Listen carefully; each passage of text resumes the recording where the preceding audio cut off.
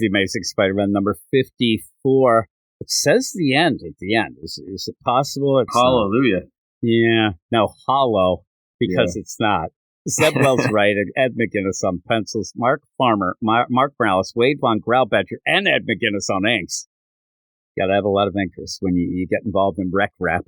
Marcelo Menez on colors, VC's Joe Caramagna on letters. I would read the recap, but I'm telling you, we'd be here 12 years. It's like an encyclopedia of itself. It's like 500 words. And really, here, I'm not, I read a little of it. I'm just going to tell you what happens. Hey, Peter, he became the Goblin, but then he gave it back to Norman, but Norman gave it back to, then Peter gave it back, and we continue that. It's hot we're going to see that about 50 more times during this issue. It gets so much that I swear to God, as a joke, I thought Rec Rap was going to get the Goblin stuff. It's not a bad idea, actually. Yeah, he goes running off because actually, him getting the Goblin stuff, I don't like Rec Rap, but him getting the Goblin deal, the Goblin would be so annoyed with Rec Rap, and Rec Rap's just kind of a dumb, nice guy. I don't think it would affect him.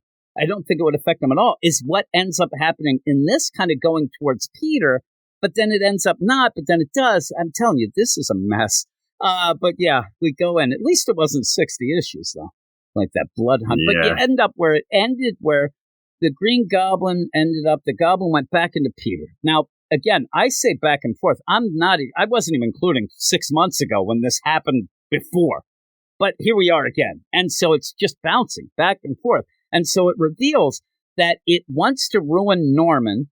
That's why when Norman ended up giving away all of his stuff and signing it over to Peter, that was the way of the Goblin to get all of Norman's stuff. But me and you were talking beforehand and kind of already had it if he just stayed in Norman. Yeah, just control that's Norman. That's one of the biggest things. You just control Norman. But that's not much of a story, I guess, because that's what we expect. But this is the thing. Subverting expectations is one thing, but making it ridiculously idiotic is another. And that's what we get here. So the plan was, I'm going to put myself into Peter Parker, and then I'm going to sign everything over, and then Norman's ruined. I'm like, I don't think it works that easy, but you end up where that's where we are at this point. Now, Norman has a spear through his chest. He should be dead. I mean, right in the heart. Remember I said before, it was like tappy, tappy. This is like right through at least his rib cage. Yeah, close to the heart. But by the end, I don't think it even affected him. I mean, he gets it out. He's like, I'm cool. He's just walking around. They kind of forget about that. Then in the meantime, Miss Marvel's like, we got to go help Spider-Man. And Kraven's like, no, you can't. But he wasn't really being that nasty before. Remember before he just said, let the boy watch is really what he was saying before. Like, you got to let them go and do it. Now he's got, Jay Jonah and what's his name? Stupid Doug. Doug Ciravanta. You don't remember him? Doug Ciravanta? All of a sudden, by the end, they go off on this idea of that, the poison from the darts that they ended up getting, Doug and PH. But why? That doesn't matter. It's nothing to do with anything, and it's just a goofy moment. But in the meantime, they're not going to be able to help Peter. They're not going to be able to help Norman. And Rec Rap has the glider through his chest. And Kurt comes over and says, hey, aren't you dying? Didn't that go through your heart? And he's like, no, I have a bunch of them. Maybe, no. And then you just go from it. It's just a goof. It's just a goof. Like, nothing matters in this. But you end up while Peter now has the sins. This is where you're going to have to keep track here. Peter has the sins. Norman says, I get it. Peter was smart and ended up with this spear that he has the Winkler device in to trap it. And then he goes and grabs the sins back out of Peter. But then they're going to go back into just Peter. Back and forth. At one point, it just keeps going. So, but it doesn't play out in a cool way. It's annoying. And then at one point, the sins just basically say, screw all this. I'm just going to jump out of Norman and jump into Peter, which he does. Then you have Peter as the Goblin again. Then you end up again where Norman's like, run. One scene repeats pretty much the same of, run, Peter. You don't need this. Then Peter is laying down and sees the living brain head there and says, you're just a head. And he's like, no. I know what to do. This is the plan. Get the sins. You have to trust yourself. You're too good. The sins won't take you down. And what happens is the sins then go into Peter And then Norman grabs the living brain helmet and puts it on Peter. And then you end up of the mind, the sin's in there. And pretty much this is Zebwell's trying to make it seem like, oh, look, everybody, I love Spider-Man and I know him, with the cliche trope of this is what Spider-Man is. He's broken. He's, you read 5 issues. He's selfish. He is guilty, but he learns. He learns. He has heartbreak, and it's bullshit. We've seen this with every character a million times, and anytime somebody does this, it usually is at the end of a run where you get that victory lap of this is what the character is. Here's the thing, jerk. I ended up reading how many issues of your stupid book, and you're not going to make up with it with a spread page where you tell me that Peter learns. The only people I haven't learned is the Spider-Man office and the Marvel itself. And so you end up like nonsense. So then it's like, he learns, and no matter the enemy, he cares.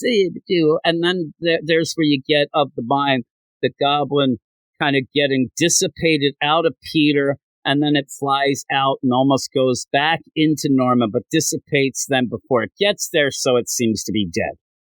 Again, one of the things that a lot of people, I don't mind Norman being a good guy, but a lot of people, majority, I think, want him back as Goblin. This seems like it's saying it'll never be able to happen again.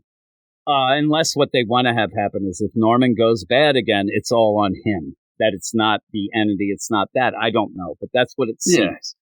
So then, at the end, now, you correct me if I'm wrong here.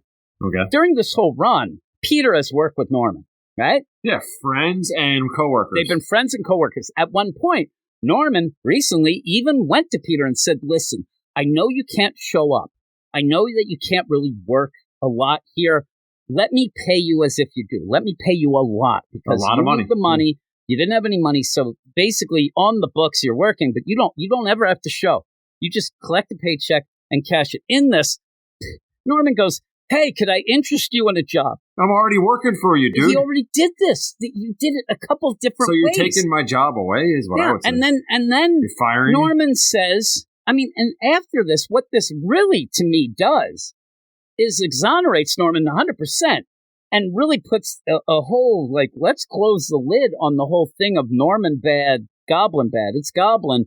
He has proven over and over again, including just saving your ass, Peter. But Norman says, do you think we could be friends someday? You've been friends the whole time of this. And he says, well, can we be friends someday? Crazier things have happened. What happened? They were friends. There was a lot of character development there where they would become friends and Gold Goblin and all that. What happened? And really what the big thing is like then you get high as a kite, Jay Jonah and Doug, who thinks he's a chair. Like, there you go. Like, there is the epitome of Zebwell's fun. I'm a chair. No, you're annoying. That's what you are. And even then, when you go back from all this nonsense, hot potato, you end up going back to Kamala, who says, thanks a lot, guys. I had to take down Craven myself. We didn't even get to see that. She's still got those Craven's arms. Slumped over. I think he's dead. He's dead. That'd be great. Kamala look at killed the him. indent. That'd be great. He's dead. She's like, no, he's fine. The arms did it. I didn't do it. Let me also tell everybody this. So, there's only one, I'll tell you something in the book, because if you go by just the page, Norman comes out. Now, Norman is wearing the Green Goblin suit, but it's Norman. He does not have a mask, nothing like that. Peter comes out, and Kamala says, who is that? He ends up where Peter says, Spider-Man, it's over, the Green Goblin is dead. So then Kamala says, who is that? And it's me, Miss Marvel, Norman, and I can't thank all of you enough. But the thing is, if she's playing the idea that I have to keep my identity because of the whole play of Kamala, now, why would she even open her mouth? And just the idea of this nonsense, was there a mind wipe when all this happened? Because Peter's saying, yeah, no, I don't want a job, and we're not friends. It just doesn't. None of it makes sense. It's just resetting back to whatever normal. But it's not resetting in a way like we had in say Superior Spider-Man, where you ended up where Doc Ock's forgetting everything because he had to give up part of his brain cells. I don't know what happened, and so in that, Doug yells, "He's a lamp now." He's a lamp. Yeah. Here's the thing. I understand what they're doing here. Doug is in the book because he's now the most annoying person, not Recrap. There you go. That's why that is his deal. And even then, you have, hey, sorry I stabbed you with the glider. Are you okay? I don't know. I like that part. He says, no clue. Yeah, he's like, no clue. Just like Zeb Wells. So yeah, at the end, it just says the end. And I don't know when it started. Because this story was nonsense. It was terrible. It was touted as, oh my God, it's going to be the big thing. This is the big book. 54 issues ago. This is the big book at Marvel. And we still have these 6 issues left. I think they're just saying the end of this stupid Goblin. Yeah, no, it is. But like, how long has he been doing? How many years has he been writing this? Too long. And 3, 4, 5 years? Did it before. So he's here. What the hell has he done? I mean, we have Dark Web was sucked. Then we had Gang War, terrible. And then you even have this, like, everybody's still, I'm not even going to go back to, like, well, that Tombstone stuff at the beginning. That's what we have to wrap up. The last bit of issues, Tombstone's out there and wants to kill Spider-Man, Peter Parker. They got to wrap that up. But this is just bad. It's just bad. This was a mess, and it didn't even make sense at the end. You're doing weird stuff, but what would you give it? This is a 3.5 for me, dog. Yeah, I think it's a 3 for me. Yeah. And you even said Ed McGuinness's art is. I like Ed McGuinness. It might be a little too much here, and it's just like nonstop nonsense in this. Just the idea of the living brain head is just laying there, and then like, hey, you can do it. It's just every step of the way, it was just bad. But yeah, that's that.